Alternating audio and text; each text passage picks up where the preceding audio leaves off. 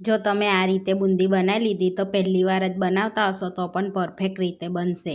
તો એકદમ પરફેક્ટ અને બજાર જેવી બુંદી બનીને રેડી થઈ છે આપણે. તો તમે બી ફ્રેન્ડ્સ, આજે હું શેર કરીશ તમારી સાથે એકદમ પરફેક્ટ માપ સાથે બુંદી બનાવવાની રેસીપી. તો અહીંયા આપણે ગરી બુંદી બનાવીએ છીએ. તો એક સ્વીટ. હવે આપણે બેસનને ચારી લેવાનું છે. તો અહીંયા મેં ઝીણું બેસન લીધું છે. તો અહીંયા આગળ મેં 240 ગ્રામ બેસન લીધું છે, એટલે 1 કપ બેસન થયું આપણે. તો આપણી બુંદી એકદમ સોફ્ટ અને પોચી થાય એના માટે આપણે 1 પિંચ જેટલો સોડા એડ કરીશું, મીન્સ 2 ચપટી જેટલો. તો અહીંયા બેકિંગ સોડા લીધો છે આપણે. હવે આને આપણે ચારી લઈશું બધું સરસ, એટલે જેથી ગાંઠો ના રહે અંદર. ચારો તો સરસ લોટ એવો થઈ જાય આપણે, એટલે ચારીને લેવાનો લોટને. આપણે લોટને ચારી લીધો છે. હવે આપણે લોટને મોટા વાસણમાં લઈ લઈશું, જેમાં બેટર બનાવવાનું છે એમાં જ. લોટની અંદર પાણી એડ કરી થોડું અને સરસ એવું ગાંઠા વગરનું બેટર બનાવી લેવાનું છે. તો આ રીતના વિસ્કરથી આપણે ફેરવીશું, એ રીતનું આપણે ગાંઠા વગરનું બેટર બનાવી લેવાનું છે. આ રીતે અહીંયા થોડું પાણી એડ કરતું જવાનું છે, જેથી આપણું બહુ પાતળું પણ બેટર ના થઈ જાય, મીડિયમ રહે એ રીતનું.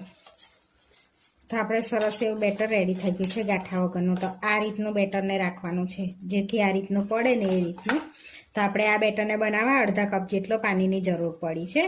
તો હવે બેટરને આપણે એકદમ ફ્લફી કરી દેવાનું છે, જેથી બુંદી ઉપર તરાઈને આવે એ રીતનું. ને મિક્સ કરીને એકદમ ફ્લફી બેટર તૈયાર કરી દેવાનું છે. આ રીતનું ફેટતું જ જવાનું છે ને સરસ 4 થી 5 મિનિટ સુધી.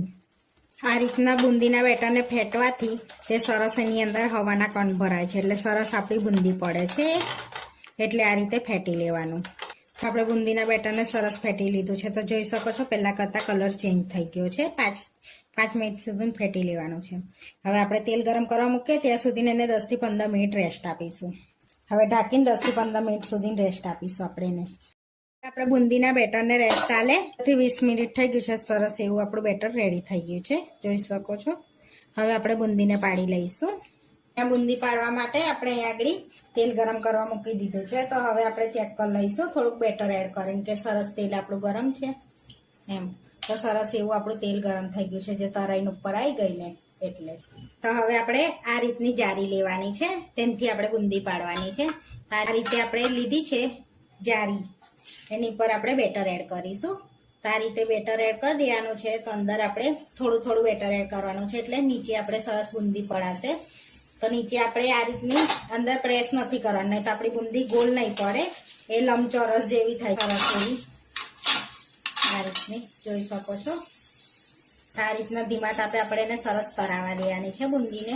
આ રીતે જોઈ શકો છો સરસ એવી બુંદી થઈ છે આપણે ગોલ સરસ એવી. તો ધીમા તાપે થોડીક આપણે એને થવા દઈશું બુંદીને. તો 3 થી 4 મિનિટ સુધી આપણે એને તરાવા દેવાની છે બુંદીને સરસ એવી. તો 3 થી 4 મિનિટ થઈ છે ને આપણી બુંદી સરસ એવી તરાઈ ગઈ છે. તો હવે તેલ નિતારીને આપણે એને કાઢી લઈશું બહાર સરસ એવી તેલમાંથી. તો તેલને નિતારી લઈશું. હવે આપણે પ્લેટમાં કાઢી લઈશું. તો સરસ એવો અવાજ પણ ક્રિસ્પી આવે છે. આ રીતે બીજી પણ તરી લઈશું આપણે બુંદીને. તો આપણે જ્યારે ફરીવાર બુંદી પાડવી હોય ને ત્યારે આપણે આને ક્લીન કરી લેવાનું છે. તો સરસ એવી બુંદી પડશે આપણે. તો આપણે બેટરને હટાવી અને ક્લીન કરી દઈશું બે બાજુથી. તમે ધોઈને પણ યુઝ કરી શકો છો. ધોઈને કોરી સરસ કરી લેવાની લૂસીને, જેથી તેલમાં બી પછી ધ્યાન રાખીને કરવું પડે આપણે, એટલે લૂસી લેવી આગળ પડે આપણે. આ રીતની સરસ એવી. હવે આ રીતે આપણે ફરીવાર બેટર એડ કરીશું અને આ રીતે બુંદી પાડી લઈશું અંદર. જોઈ શકો છો તેલમાં સરસ એવી બુંદી તરાઈને ઉપર આવે છે આપણે. તો સહેજે હલાવવાનું નથી, આ રીતનું જ રવા દેવાનું છે આપણે. તો જોઈ શકો છો સરસ એવી આપણી બુંદી એકદમ છૂટી પડી છે. આ રીતે પાડો તો એકદમ છૂટી પડશે, ઉપર થોડુંક રાખીને. તો હવે તરાવા દઈશું ને આ રીતે બધી બુંદી રેડી કરી દઈશું. બધી બુંદી તરીને રેડી કરી દીધી છે, જોઈ શકો છો એકદમ છૂટી એક બુંદી આપણે છૂટી પડી છે. તો આ રીતની આપણે બુંદી બનાવી લીધી છે. હવે આપણે ચાસણી બનાવી લઈશું. પોચી અને ક્રિસ્પી સરસ થઈ છે આપણે બુંદી. બુંદીને સાઈડ પર રાખીશું અને ચાસણી બનાવવા માટે જેટલું આપણે બેસન લીધું હતું ને એટલી જ આપણે ખાંડ લેવાની છે. તો અહીંયા જાડા તરિયાવાળું પેન લઈ લેવાનું છે આપણે. એની અંદર ખાંડ એડ કરી દઈશું. એની અંદર અડધો કપ પાણી એડ કરી દઈશું આપણે. હવે આપણે ખાંડને ઓગાળી લઈશું. તો આપણે એક તારની ચાસણી નથી બનાવવાની, ખાલી ચીપચીપી થાય ને એટલી જ આપણે ખાંડને ઓગાળવાની છે. એ રીતનું આપણે સ્ટીકી એને સિરમ તૈયાર કરવાની છે. એ રીતની આપણે ખાંડ સરસ ઓગળી ગઈ છે. હવે આપણે એની અંદર ફ્લેવર માટે ઇલાયચી પાવડર એડ કરીશું, અડધી ચમચી જેવો. સરસ ફ્લેવર આવે ને એના માટે હવે મિક્સ કરી લઈશું આપણે એને સરસ એવું. અને આપણે ચીપચીપી ચાસણીને થવા દઈશું. હવે આપણે એની અંદર ઓરેન્જ ફૂડ કલર એડ કરીશું. એ ટોટલ ઓપ્શનલ છે ઓરેન્જ કલર. આ તો તમે યલો પણ એડ કરી શકો છો, યલો હોય તો. આપણી પાસે ઓરેન્જ હતો એટલે થોડો ચપટી જેટલો કર્યો છે. હવે મિક્સ કરી દઈશું. તો આપણે સરસ એવું સ્ટીકી થઈ ગયું છે, જોઈ શકો છો. સિરમ બની ગયું છે, એક ચીપચીપું થઈ ગયું છે આ રીતનું. તો આપણે સરસ એવું સ્ટીકી થઈ ગયું છે સિરમ. તો હવે આપણે બુંદી એડ કરી દેવાની છે અંદર બધી, અને મિક્સ કરી લઈશું સરસ એવું આ રીતે, જોઈ શકો. હવે આપણે ગેસને બંધ કરી દઈશું મિક્સ કર્યા પછી. તો હવે ગેસને બંધ કરી દીધો છે. તો આ જે ચાસણી છે ને એ બુંદીમાં સરસ એબ્ઝોર્બ થઈ જશે બધી ચાસણી. તો હવે આપણે 4 થી 5 કલાક માટે એને રેસ્ટ આપીશું.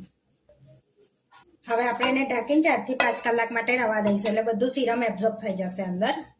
બુંદીને રેસ્ટ આલે 5 થી 6 કલાક જેવું થઈ ગયું છે.